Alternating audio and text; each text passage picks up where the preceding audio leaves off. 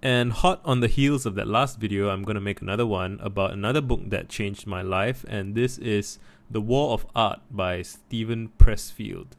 Stephen Pressfield. And this is a really short book. It's only about 160 pages. And some of these, and it's basically a bunch of very short essays. Some of these are, some of these are shorter than blog posts. Some of these are basically tweet length. Can you see that? Yeah, that's one whole page, and it's very easy to read. You can, and basically this book is about dealing with the resistance. And by the resistance, Stephen is talking about the aversion that creative people have to creating. And I can't remember when exactly I got this book. It must be around 2013 or 2014. I can't remember who recommended it to me. I think I actually got this book from someone else, and I'm not sure who they are, and maybe they'll see this video and hit me up. But this book changed my life a little bit. It kind of permanently reduced some of my creative anxiety. It reframed how I think about creative anxiety, and it persuaded me to take creativity and creative output much more seriously. So, the fact that I'm making YouTube videos right now, I would credit some of that to this book. Like why make a YouTube video? Why make a YouTube channel? Why talk about things on screen and share it with people if you don't really have a massive audience or anything like that? Like a dozen people are going to watch this. Why bother? And I think what I got out of this is I want to say what I got out of this was you should make anyway. You should create anyway. And it's not so much that's what I got out of the book. I already had that in me, and the book resonated. The book was like a tuning fork that resonated that part of me, right? And I read it like once or twice, and I should probably reread it again soon. And it's a great book to have access to, which I wouldn't say about a lot of some books. You just want to read once and then just that was good, and you probably don't need to reference it again. This book is made for re-referencing. It's like a field guide. It recognizes that you're never done. The struggle never goes away. Every morning you wake up and the struggle starts again. Even after I made one YouTube video essay that was good by my assessment. I mean, it's not art, but it's better than I thought I could do. And the next day after I had done, and the day that I shipped it, after I shipped it, I felt so good. It felt amazing to ship a video essay that to me now proved that I can do it, and I'm good enough to at least do that, and I can do something better afterwards. And then I kind of froze, and I haven't published my second video essay yet. I will, and part of why I know I will is because I've read this book and it's resonated with me, and I know how the creative process works. I know what it's like to feel the interiority of the creative experience and the creative mind. And I think that's something that Stephen is really good at. So Stephen, the cool thing about Stephen is he isn't just a guy who writes motivational books about how to, he doesn't just write about how to write. He also writes. I think that's a very important distinction.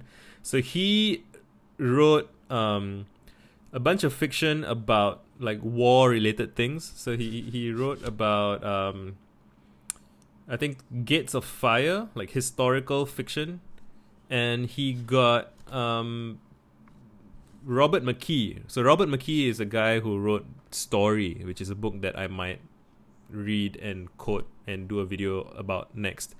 But the great thing about Stephen is that he is himself a professional creative who knows what it's like to live the professional creative's life, and he understands the interiority of the creative person's experience and the creative process and what it's like. And I think, if you have some part within you that wants to make something in the world, I think this is super valuable thing to have in your life. Like, it's like having a friend who has been there and can talk you through it.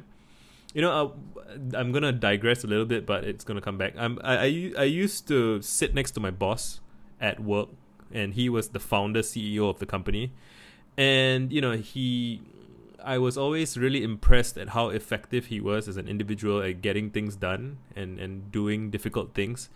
And I asked him, we would have all kinds of great long conversations about life and work and how to be and how to make stuff and how to, all those things. And there are a few things that he said that stuck with me, that when he first said it to me, I thought that was such a bleak thing to say. One is that, okay, so we had like a day at work where everyone was asked to write a blog post. And his blog post was basically, life will kick your ass. And the measure of, like, you have to adjust your expectations. And everything is kind of more painful than you think it's going to be.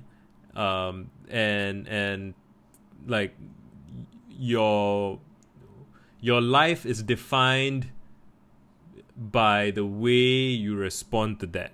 Meaning, and then he quotes like Churchill, and he says, like success is about going from failure to failure with undiminished enthusiasm. When I read that, I thought, oh my god, that's so bleak. Like, you're just saying that everything's going to be painful and miserable. Like, that's what you want to share with people. But looking back, I realized, damn, that's like the thing that was missing from my life. Like the reason I mean, not the reason, but like part of what I got pretty depressed around 2013, 2015, here and there.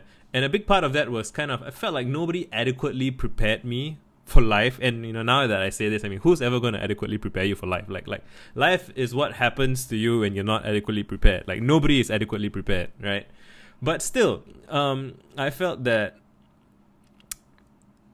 there was something gritty about life that I was not prepared for. And I appreciate now, in retrospect, that that's what my boss was trying to tell me.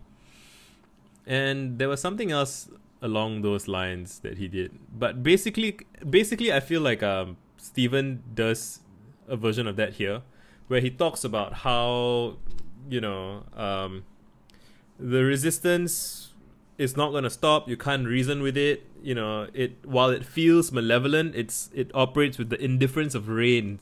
And it's infallible, it's universal, it's always gonna come for you. It plays for keeps. It's trying to get you to give up. It's trying to get you to give in. It's most powerful right at the finish line. It recruits allies, meaning other people will join in helping you come up with excuses for why you shouldn't do the thing that you're gonna do. And resistance doesn't say I'm never gonna write my symphony. It says I'm gonna write my symphony tomorrow. And it just goes on.